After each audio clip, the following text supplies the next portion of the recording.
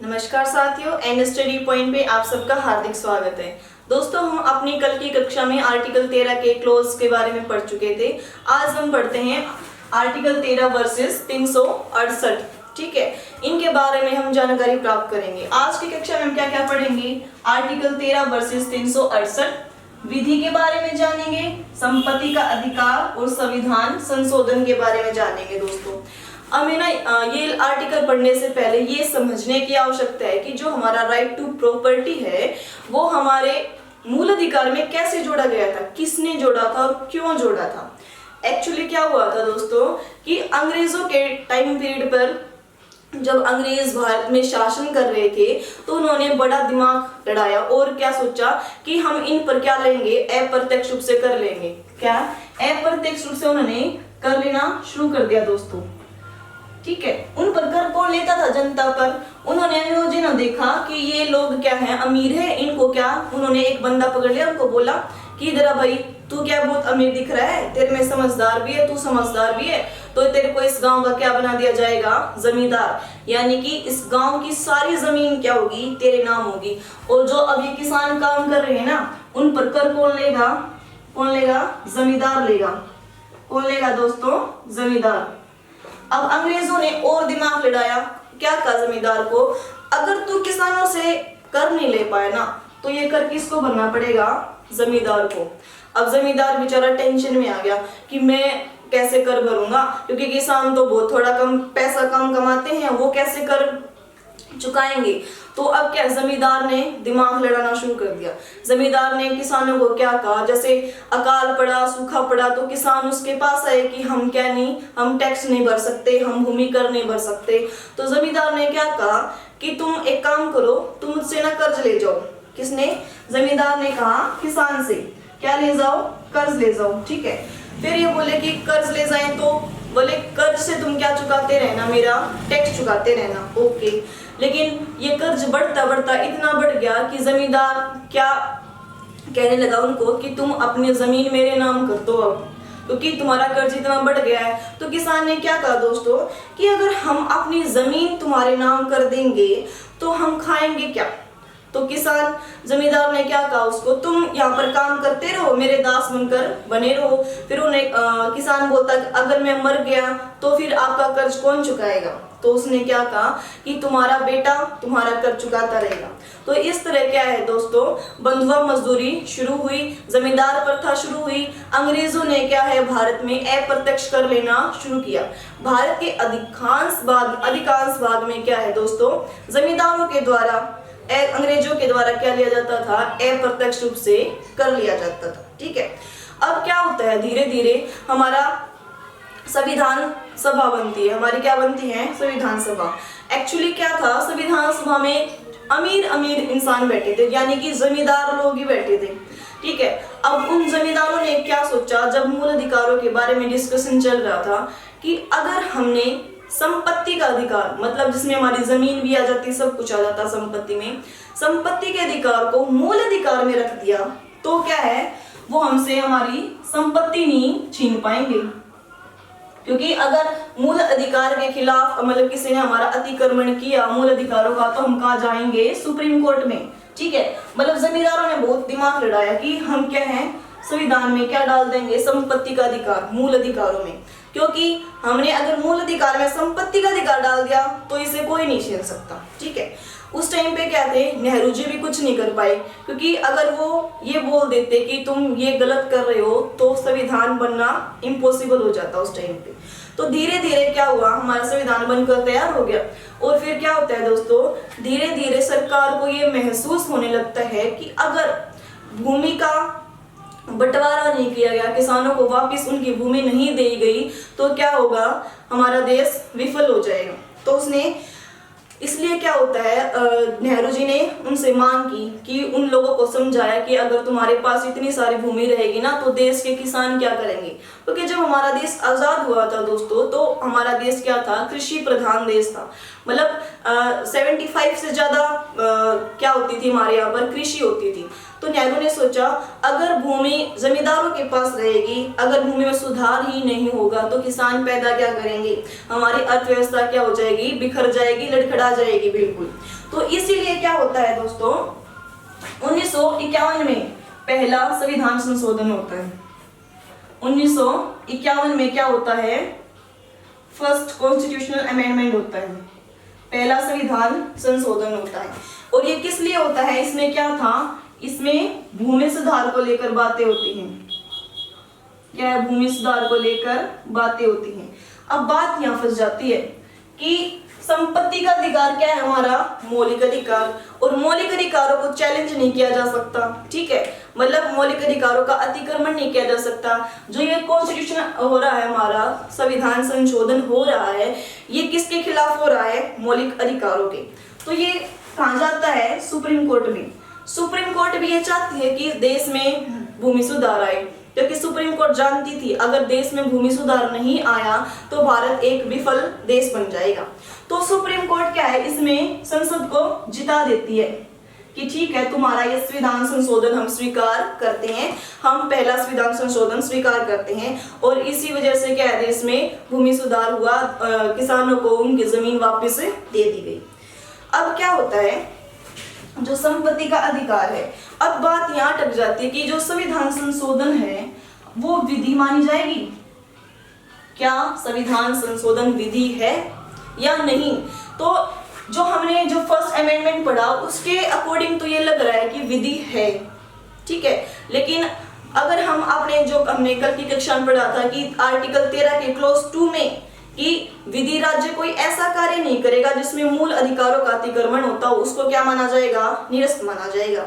अब प्रश्न क्या उलझ जाता है यहाँ पर कि जो हमारा संविधान संशोधन है वो विधि है या नहीं है। तो क्या होता है दोस्तों, जो हमारी सुप्रीम कोर्ट होती है, मामला फंस जाता है संसद वर्सेस सुप्रीम कोर्ट का, ठीक है। अब क्या है, सबसे पहला केस आता है हमारा शंकरी प्रसाद बनाम भारत सरकार। कौन सा केस आता है हमारा, शंकरी प्रसाद बनाम भारत सरकार।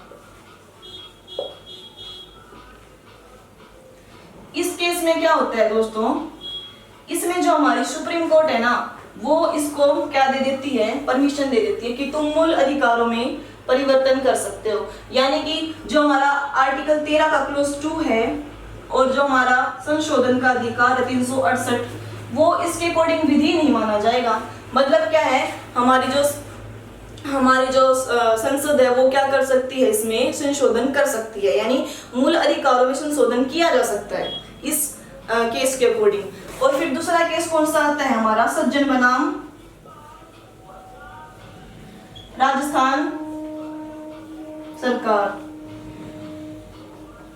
इस केस में क्या होता है, ये 1965 में आया था। इसमें भी क्या है, अब सुप्रीम कोर्ट अपनी पहली वाली बात को दोहराती है कि हाँ, मूल अधिकारों में परिवर्तन किया जा सकता है, तुम संशोधन कर सकते हो। तो इसके बाद क्या है, धीरे धीरे सुप्रीम कोर्ट को ये बात समझ में आने लगी कि मैंने ये क्या कर दिया। आपने एक स्टोरी सुनी होगी कि भगवान शिव को ना एक बार भस्म की जरूरत थी। किसकी, भस्म की। तो एक भस्मासुर नाम का व्यक्ति था, वो बोला कि मैं आपकी सेवा करना चाहता हूँ। तो शिव जी ने उसको आशीर्वाद दिया कि जिसके ऊपर तेरे को ये लगे ना कि ये इंसान अच्छा नहीं है, इसके पाप का घड़ा भर चुका है, तो उस इंसान के अगर ऊपर तू हाथ रखेगा तो आदमी क्या हो जाएगा, भस्म हो जाएगा। तो शुरू में तो भस्मासुर ने क्या किया, उस अधिकार का, उस शक्ति का प्रयोग सही तरीके से किया। लेकिन राक्षस बुद्धि थी, उसने क्या सोचा कि अगर भगवान शिव ने मुझे ये शक्ति दी है तो क्यों ना मैं हाथ भगवान शिव के ऊपर ही रख दूं। तब वो भगवान शिव के ऊपर हाथ रखने लगा तो शिव जी को समझ में आया कि अरे मैंने इसको कौन सी शक्ति दे दी, ये तो मुझे ही खत्म करने आ गया। तो सुप्रीम कोर्ट को भी क्या है दोस्तों, देर से समझ में आई ये बात कि मैंने संसद को ये कौन सी शक्ति दे दी कि वो संविधान संशोधन मौलिक अधिकारों में कर सकती है।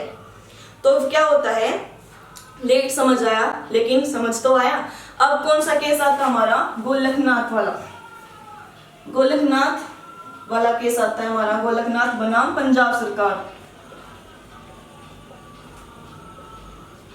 गोलकनाथ बनाम पंजाब सरकार। यहां तक आते आते दोस्तों सुप्रीम कोर्ट को समझ में आ जाती है कि ये बात तो गलत है। अगर मैं उसको संविधान संशोधन करने का अधिकार दे दूंगा तो संसद तो क्या पता क्या कर जाएगी, आने वाले टाइम में क्या पता मूल अधिकार खत्म कर दो, बोलने का अधिकार खत्म कर दे, वो अभिव्यक्ति का अधिकार खत्म कर दे। तो क्या है सुप्रीम कोर्ट बहुत सोच में पड़ गई। तो उसने इस केस में क्या है अपनी बातें वापस ले ली जो पहले बोली थी। सुप्रीम कोर्ट ने क्या कहा कि जो मैंने अपनी बातें पहले बोली थी ना कि तुम मूल अधिकारों में परिवर्तन कर सकते हो, अब मैं उस बात को वापस लेता हूँ। तो उसने क्या कहा कि फंडामेंटल राइट्स में संशोधन नहीं किया जा सकता, यानी कि 368 को क्या माना जाएगा दोस्तों, विधि माना जाएगा अकॉर्डिंग टू गोलकनाथ बनाम पंजाब सरकार केस। ठीक है, अब क्या है संसद, ये पावर है ना बहुत बुरी चीज होती है। अगर किसी को दे दी तो उसको छीनो मत, क्योंकि अगर छीन ली तो क्या हो जाएगा, वो पागल हो जाएगा।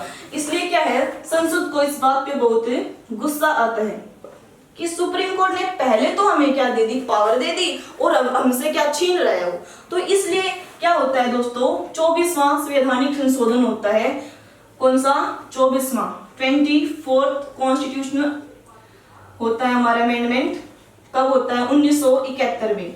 इस टाइम पे हमारी इंदिरा गांधी जी क्या थी, प्रधानमंत्री थी। इसमें क्या कहा गया कि जो आर्टिकल 13 का क्लोज 2 है वो क्या है 368 पर लागू नहीं होगा। मतलब क्या है संविधान संशोधन को विधि नहीं माना जाएगा। क्या ऐसा कर सकती है हमारी संसद? जी बिल्कुल कर सकती है, क्योंकि उसको संविधान संशोधन करने का अधिकार है। तो अब क्या है सुप्रीम कोर्ट को ये बात समझ में आने लगी कि संसद से लड़ाई करके तो चला नहीं जाएगा, मतलब अब हमें अपनी बुद्धि से काम लेना पड़ेगा। एक बार हम ये बोल रहे हैं कि मूल अधिकार में परिवर्तन नहीं किया जा सकता, तो दूसरी बार क्या संसद क्या कर देती, दोबारा परिवर्तन कर देती है। तो सुप्रीम कोर्ट ने अब कौन सा केस आता है दोस्तों, केशवानंद भारती केस। केशवानंद तक आते आते सुप्रीम कोर्ट को समझ में आ जाता है केशवानंद भारती बनाम केरल सरकार।